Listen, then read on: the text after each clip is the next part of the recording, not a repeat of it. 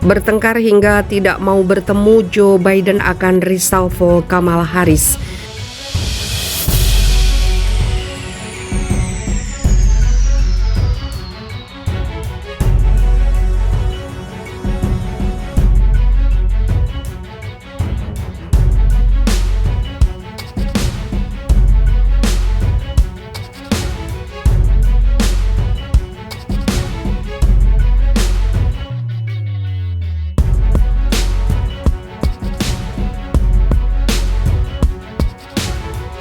Pertikaian antara orang nomor 1 dan 2 di negeri Paman Sam semakin menarik perhatian publik.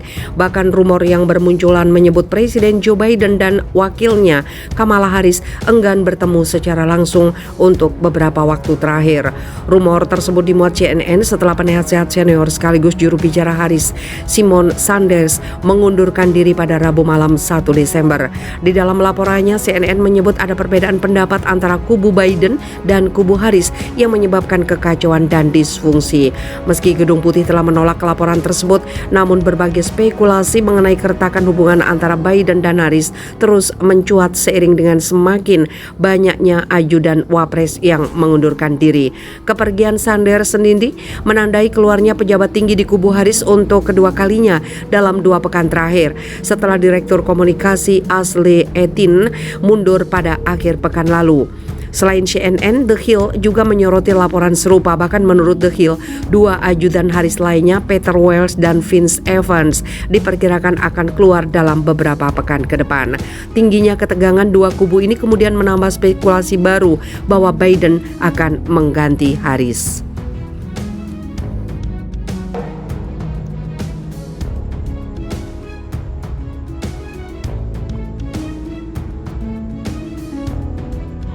Ucapkan selamat Idul Adha, Joe Biden teringat ketakwaan Nabi Ibrahim. Presiden Amerika Serikat Joe Biden mengucapkan selamat Idul Adha kepada umat muslim di negaranya dan seluruh dunia. Biden menyebut Idul Adha 2021 sangat berbeda karena diperingati di tengah pandemi COVID-19. Atas nama rakyat Amerika, kami menyampaikan harapan agar perayaan kali ini aman dan meriah. Selamat Idul Adha, kata Biden, seperti dikutip dari keterangan pers Kedutaan Besar Amerika Serikat di Indonesia Rabu 21 Juli. Biden menambahkan setiap memperingati Idul Adha, dirinya tengah ingat pengorbanan Nabi Ibrahim. Menurutnya, ketakwaan Nabi Ibrahim patut menjadi contoh dalam menghadapi pandemi virus corona. Tradisi Idul Adha dan ritual ibadah haji untuk memberi kepada mereka yang kurang beruntung, untuk memperingati ketakwaan Nabi Ibrahim dan putranya kepada Tuhan memiliki makna khusus tahun ini. Saat kita terus menjalani tantangan COVID-19 dan bekerja untuk menanggapi serta untuk pulih dari pandemi global, jelas Biden.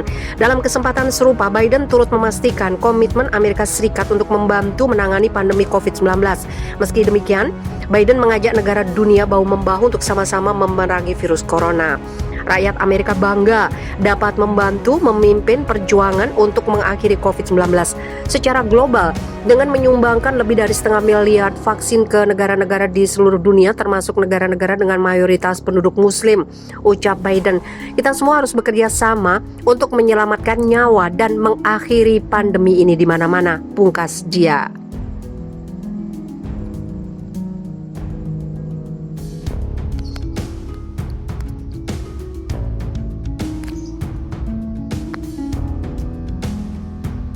Taiwan terima kasih ke Biden usai diundang KTT yang bikin Cina marah.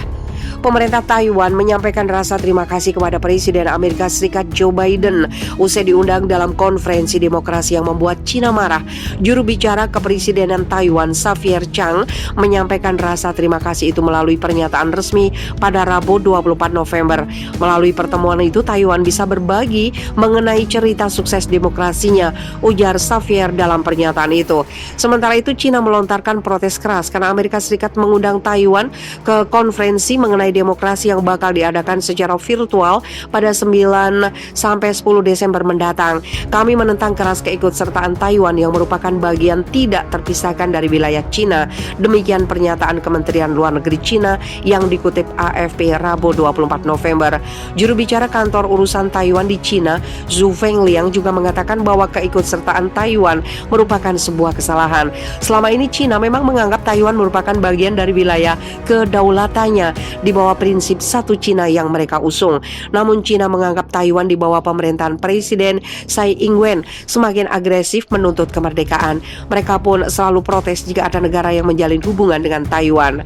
Belakangan, Amerika Serikat terus menunjukkan dukungannya bagi Taiwan. Selain latihan militer di sekitar Selat Taiwan, Amerika Serikat juga beberapa kali memamerkan dukungannya melalui jalur diplomasi.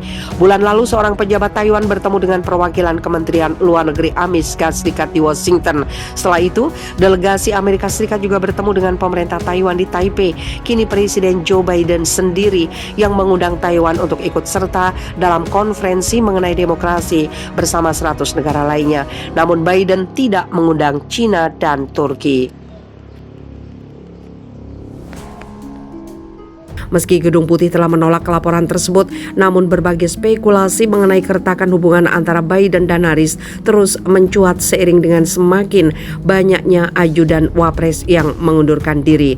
Kepergian Sanders sendiri menandai keluarnya pejabat tinggi di kubu Harris untuk kedua kalinya dalam 2 pekan terakhir, setelah Direktur Komunikasi Ashley Etin mundur pada akhir pekan lalu.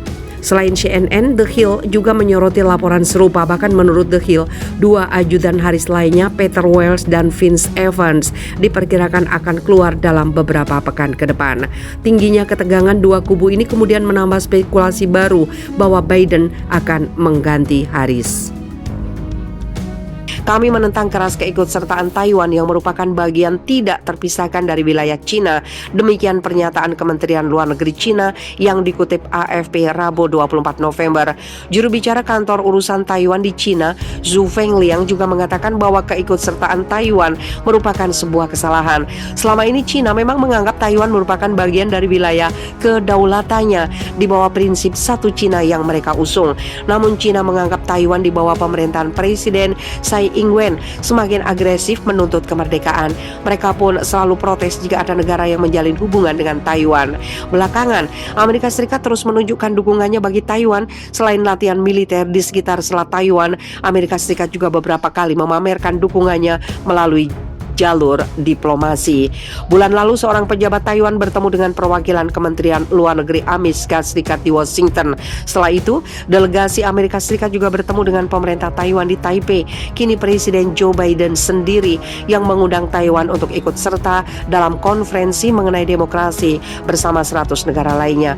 Namun Biden tidak mengundang China dan Turki.